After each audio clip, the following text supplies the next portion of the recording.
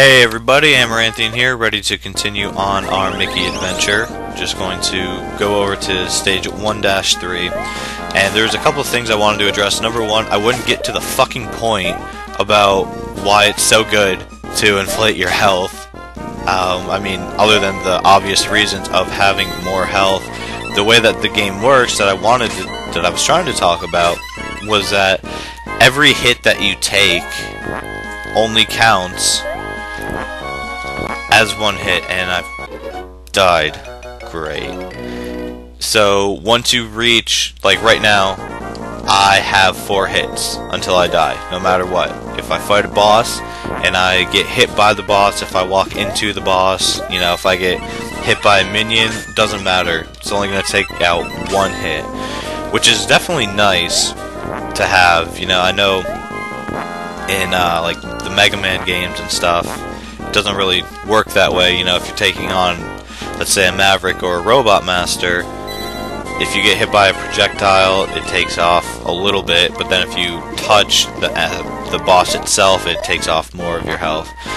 So you want to look out over here on these jumping logs. They are not sturdy, and the bees only appear in hard mode. These stars down here are enemies in disguise, and here's another bee that I guess decided not to follow me. That's nice. So, okay, one other thing that I wanted to address was while I was taking on the mini-boss,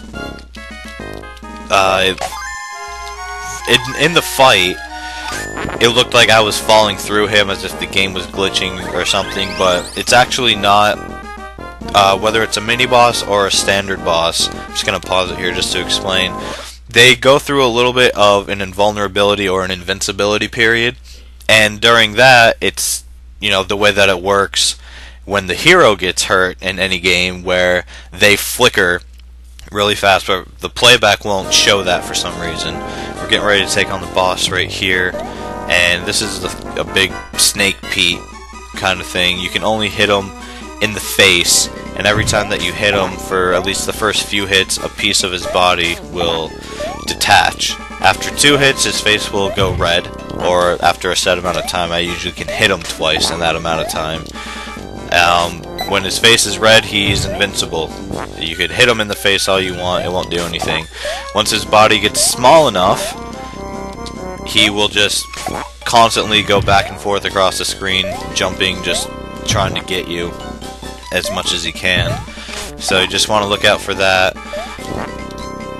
During that invincibility period that enemies have, what's really nice, after I just whooped his ass, is that while they're flickering, you can walk through them.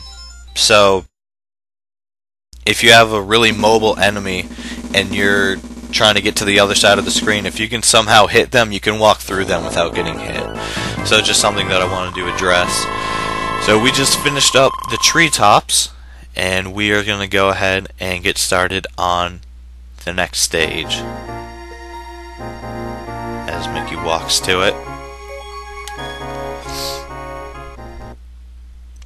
Here we go. Stage 2, Dark Forest.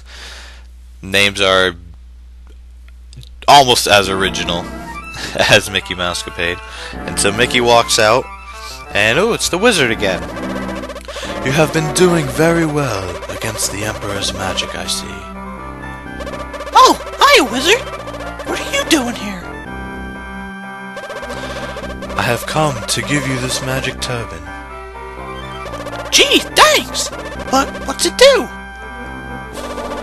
With this turban, you will have the power to perform magic, and to remain underwater for a very long while. Use it wisely, and be careful. And here comes the gimmick of the Magical Quest series. We get costumes that we can change into. And this turban here, let me just demonstrate what it can do as soon as the game starts up. Okay, so you can still jump on enemies, but instead of being able to pick them up and throw them, the action button is used to shoot magic.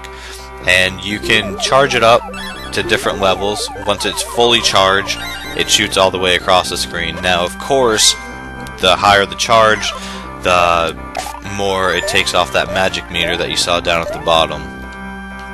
You can find little lamps throughout the stages to help replenish that health. Let's go ahead and knock this box.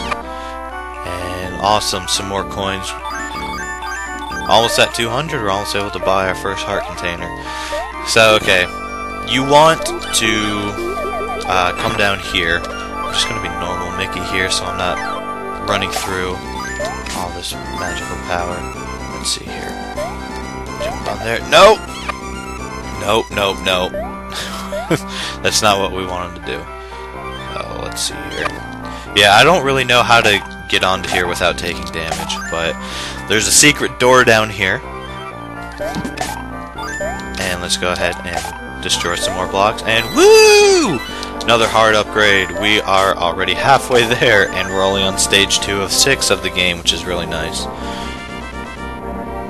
So, door brings us back up to here. As you see, the blocks respawn, but that big Mickey block did not respawn. So, okay, now those little magic lamps right there help replenish your magical power. It's not like Mega Man where if you, let's say, you know, we're gonna have 2 costumes in the game that require magic power, and you'll just find their respective containers throughout the stages. You don't have to be in that form for it to increase the gauge like you would in Mega Man, you know, where it's like, okay, well, what weapon do I want to increase? You know what I mean? So, alright, look out for this jumping bean here. There's going to be a fish down here. I like to call him Big Bertha, but I know it's not right. They will jump up at you, and they will drag you down to your death. I am not exaggerating, I'm not kidding. It's a one-hit thing. If they latch onto you, you're dead. So, okay, let's go ahead. Now, in normal mode, these fully charged shots will take out the beans, no problem. But in hard mode, of course not. Easy mode, this archer doesn't even exist. And, yeah, I mean, I've played through the game just a little bit. I mean, I've beaten it on normal, haven't really played through it entirely on easy, so I don't know the differences completely. Okay, this part here. Oh, are you fucking lag? Really? Jesus Christ. So, let's go ahead and work our way back. I mean, luckily when you die, you even keep the amount of coins that you have, so I guess that's one good thing when you're trying to collect coins, is that you die and you get them all back. But still, man, that was not fair. You know, fucking game lags on me, and that happens. Oh my god! I hate them. I hate them. Those and the bees. I mean, the bees can't kill you in one hit, so they're not as bad. But, you know, they follow you for fucking ever, it seems like. But, okay. Let's try this all over again. Hopefully the game won't screw up on me, but, you know what? Just in case, let's get it prepared. Because there is a pitfall here, as you just saw. So you want to be careful about how you're jumping across. And we reached the Pete statue. And let's get into the next part. You're going to want to get Turban Mickey on, because as the wizard said, I'm sorry, you can breathe underwater for a long while. I don't know why he just didn't say you can breathe underwater. I mean, we do have a life bubble going on here. Well, not necessarily a life bubble, but yeah, hard mode, you've got worms constantly going throughout the holes. I know in normal mode there's only one worm. Easy mode, I don't even know if the worms exist. But now let's just continue on, because if you're normal Mickey, he can't breathe underwater, so you're gonna take damage and just die. Luckily, Turban Mickey's not, you know, like an optional thing, or something that you can actually miss. But alright, we're gonna pop out over here, and we're actually going to jump all the way down, because we've got a secret door. And for the shop, here's actually our first big heart. that we can buy. Now, as you can see here, we can spend 20 more coins, which we only have 20 left, to replenish all of our magical power. Or once you get 300, it'll reduce the amount of magical power that we use by half, which is pretty nice.